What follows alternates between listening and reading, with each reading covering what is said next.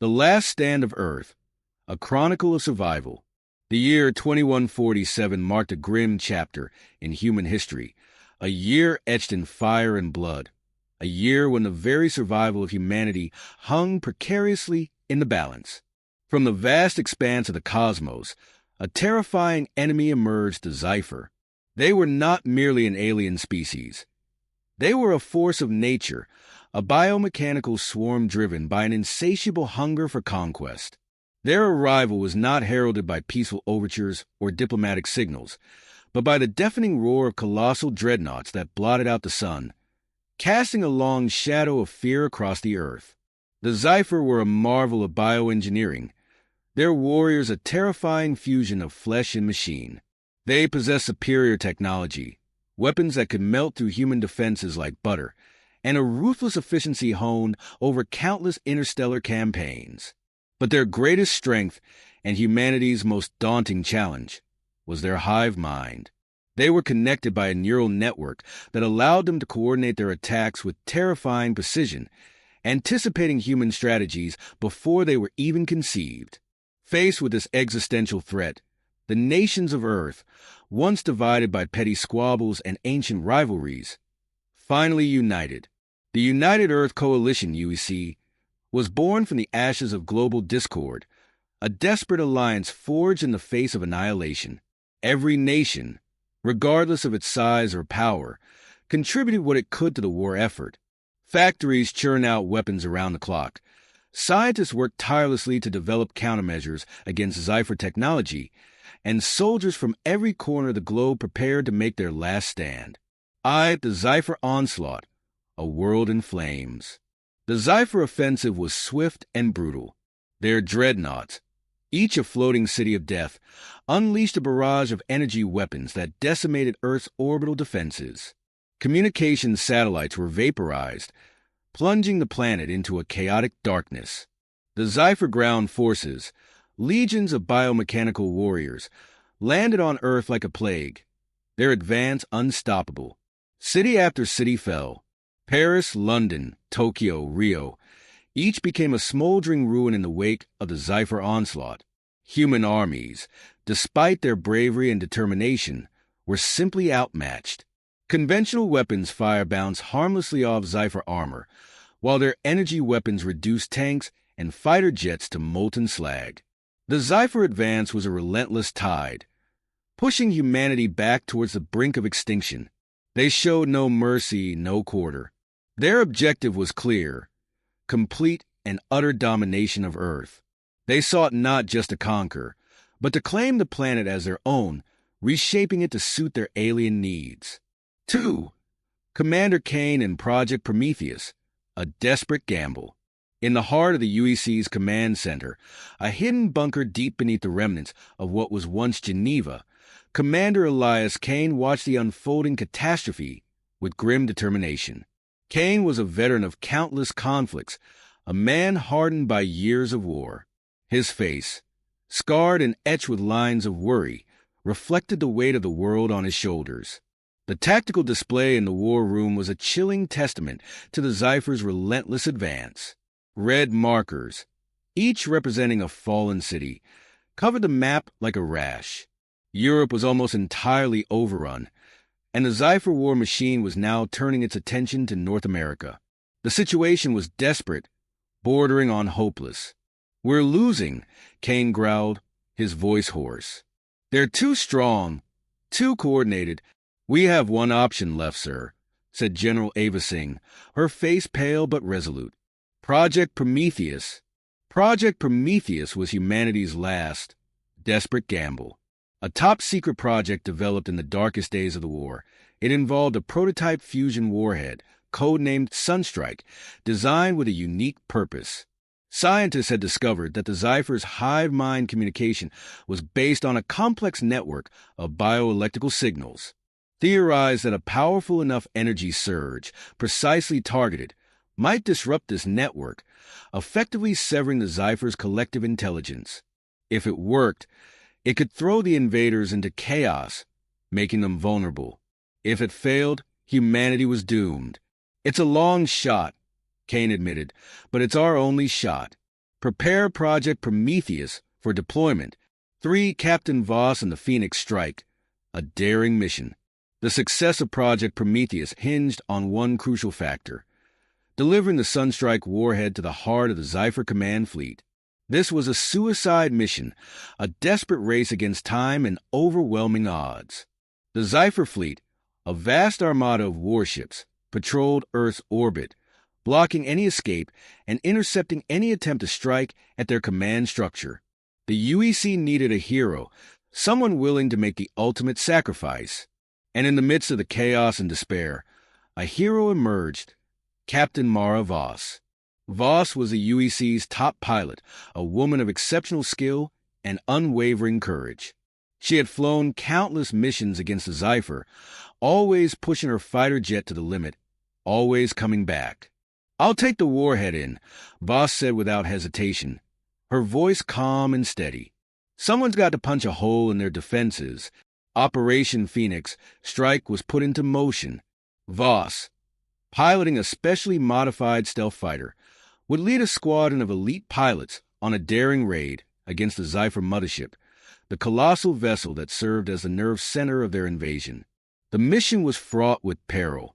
They would have to penetrate the Xyphor's formidable defenses, evade their relentless patrols, and deliver the Sunstrike warhead with pinpoint accuracy. As Voss's squadron launched from a hidden lunar base, Earth's remaining forces launched a desperate diversionary attack. Every available ship, every functioning tank, every soldier willing to fight, engaged the Xyphor in a suicidal battle. The skies above Earth became a swirling vortex of fire and explosions, a desperate attempt to distract the Xyphor and create a window of opportunity for Phoenix Strike. 4. The battle for Earth, a turning tide. Mara Voss weaved her fighter jet through the chaotic battle space, dodging plasma fire and laser beams. The Xyphor fighters were relentless, swarming her like angry wasps. She relied on her skill and the stealth capabilities of her aircraft to evade them, pushing her machine to its limits. Locking onto the target, Voss muttered, her brow slick with sweat. The mothership loomed before her, a monstrous shape against the backdrop of the Earth. The ship's onboard AI, codenamed Echo, calculated the optimal strike point for the Sunstrike warhead. Detonation in T-minus 30 seconds. The Xyphor would be back. They were a relentless enemy, driven by an insatiable hunger for conquest. The release of the Sunstrike warhead was the culmination of Operation Phoenix Strike, a desperate gamble against overwhelming odds. Captain Mara Voss, piloting her heavily modified stealth fighter, had navigated a gauntlet of Xyphor defenses, her focus laser-sharp, her resolve unshakable. The weight of humanity's hope rested on her shoulders, the fate of Earth hanging in the balance. As the warhead detached from her aircraft, locking onto its designated target, the heart of the Xyphor mothership, a sense of both anticipation and dread washed over her. She knew the risks, understood the sacrifice required. This was a one-way mission, a plunge into the heart of the enemy's power. The Xyphor fighters, alerted to the presence of the lone attacker, finally converged. Their relentless pursuit, previously thwarted by Voss's masterful piloting and the stealth capabilities of her craft, now bore fruit. Energy weapons, crackling with destructive power, lashed out, tearing into the stealth fighter's hull. The once sleek and agile aircraft shuddered violently, its protective shields failing under the concentrated assault. Warning lights flashed across Voss's console, alarms blared, and the acrid smell of burning electronics filled the cockpit. She knew her time was running out. Despite the imminent destruction of her aircraft, Voss remained focused on her primary objective. The warhead was on its way, its trajectory locked onto the mothership's vulnerable core. She had bought humanity precious seconds, precious moments that could change the course of the war. With a final surge of adrenaline, she ensured the warhead's guidance system was locked, confirming its path to the heart of the Xyphor command structure. The energy weapons continued their relentless barrage, each blast chipping away at the fighter's integrity. Sections of the hull began to peel away, exposing the internal workings of the aircraft to the raw power of the Xyphor weaponry. The cockpit became a maelstrom of sparks and smoke, visibility reduced to near zero. Voss coughed, her lungs burning from the toxic fumes. She knew she had to eject, had to escape before her fighter became her tomb. With a final, desperate act of will, she activated the ejection system. The cockpit canopy blew open, and she was propelled outward, away from the dying aircraft.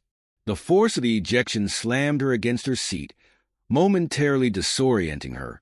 As she tumbled through the void, she caught a glimpse of her fighter, now a blazing inferno, consumed by a ball of energy.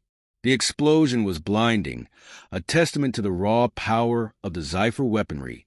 Voss watched as her aircraft was reduced to a cloud of debris, a fleeting reminder of the sacrifice made. She was adrift in the vast emptiness of space, her survival uncertain, but her mission accomplished. The warhead was on its way.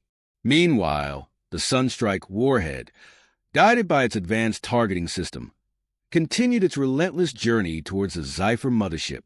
It sliced through the remaining layers of defense, evading the last-ditch attempts by the Xyphor to intercept it. The warhead was a phantom, a silent killer moving with deadly precision. It reached its target, the central command core of the mothership, the nexus of the Xyphor hive mind. This was the heart of the enemy's war machine, the source of their coordinated attacks and their terrifying efficiency. Within this core resided the bioelectrical network that connected every Xyphor warrior, every ship, every drone. It was the key to their strategic brilliance, their ability to anticipate and counter human strategies before they were even conceived. The warhead detonated, not with a conventional explosion, but with a burst of pure, concentrated energy. A blinding supernova erupted from within the mothership, a shockwave that rippled through the very fabric of space. The energy surge was unlike anything the Xyphor had ever encountered. It was designed specifically to disrupt their unique form of communication, to shatter the hive mind that bound them together. The effect was instantaneous and devastating. The Xyphor ships, previously moving with a terrifying synchronicity, began to falter. Their coordinated attacks collapsed into chaos. Fighters veered off course, colliding with each other. Dreadnoughts, once symbols of overwhelming power, drifted aimlessly, their weapons fire erratic and uncontrolled. The hive mind, the foundation of their military might, was fractured. The Xyphor warriors, no longer guided by a central intelligence, became confused and disoriented. Their movements lost their deadly precision. Their attacks lost their focused intensity. They were like a body without a head, a swarm without a queen. On the ground, the human soldiers, battered and bruised but not broken, watched in awe as the tide of battle began to turn. They had been pushed to the brink of annihilation, their cities reduced to rubble, their armies decimated. But now, a glimmer of hope appeared on the horizon. The Xyphor behemoths, once symbols of unstoppable power, began to fall from the sky. Their movements were erratic and uncoordinated, their descent uncontrolled.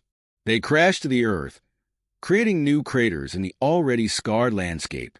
Cheers erupted from the front lines, a mixture of disbelief, relief, and pure, unadulterated joy.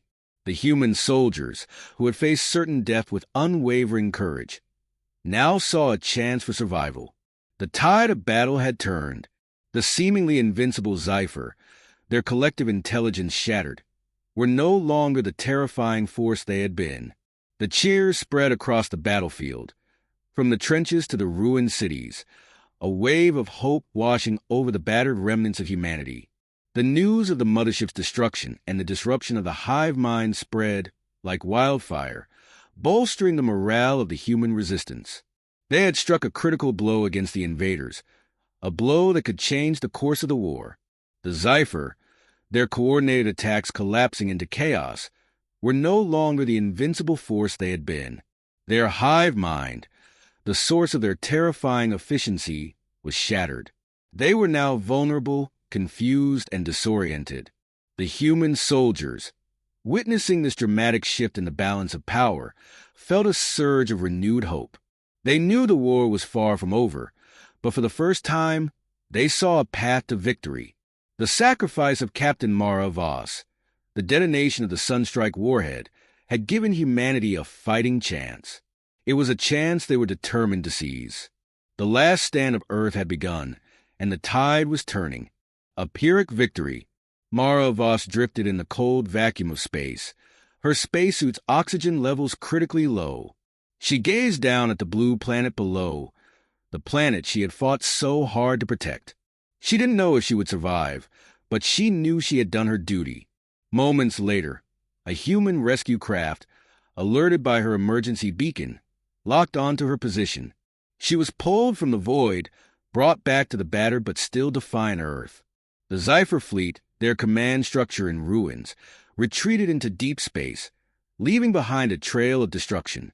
Earth had won, but the victory was Pyrrhic. Half the planet was in ruins.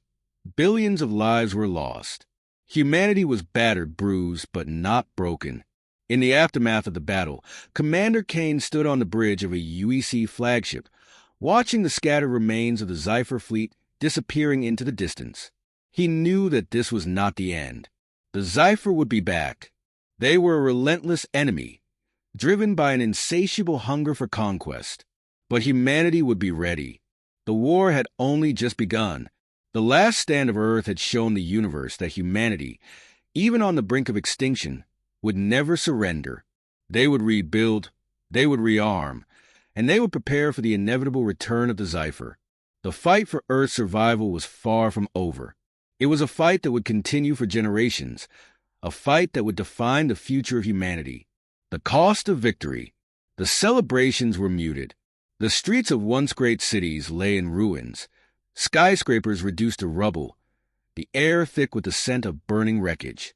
Refugee camps stretched across the wastelands, filled with the injured, the lost, and the grieving. Entire nations had been wiped off the map.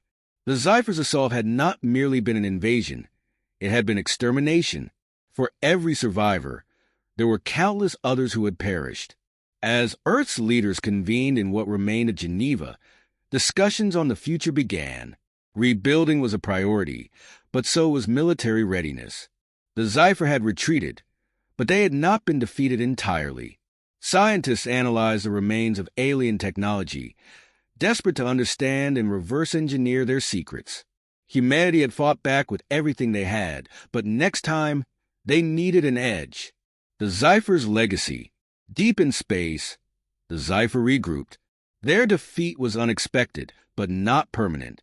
Their hive mind had been damaged, but it was healing. Reports of their withdrawal were misleading. Rather than running, they were evolving, adapting, preparing for their return. On the fringes of the solar system, long-range satellites detected anomalies. So disturbances in space-time, brief energy spikes that hinted at something lurking just beyond reach. The UEC knew better than to dismiss them as cosmic noise. They were signs of an impending return, the rise of a new Earth. Amidst the ashes of destruction, a new generation of warriors arose.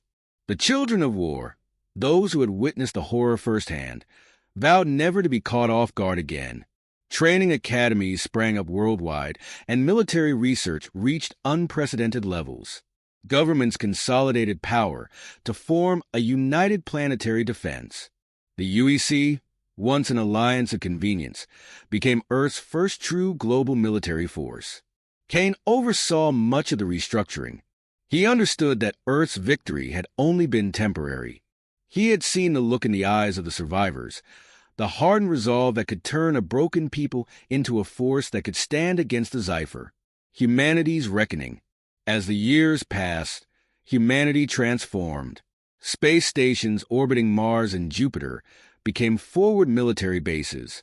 Colonization efforts accelerated, pushing beyond the solar system in search of new resources and strategic positions. The war had forced humanity to evolve faster than ever before, both technologically and culturally. The struggle had united them in a way politics never could. Mara Voss, now a symbol of the resistance, continued to train the next generation of pilots. She had seen death, had felt the weight of sacrifice, and she carried that burden forward. The Xyphor had underestimated humanity once. They would not make that mistake again. The inevitable return. One day, in the depths of space, sensors picked up a familiar energy signature. It was faint but growing stronger. The Xyphor were returning. This time, they would not come with the arrogance of assumed superiority. They would come with vengeance. But this time, humanity would be waiting. The war was not over. It had only just begun.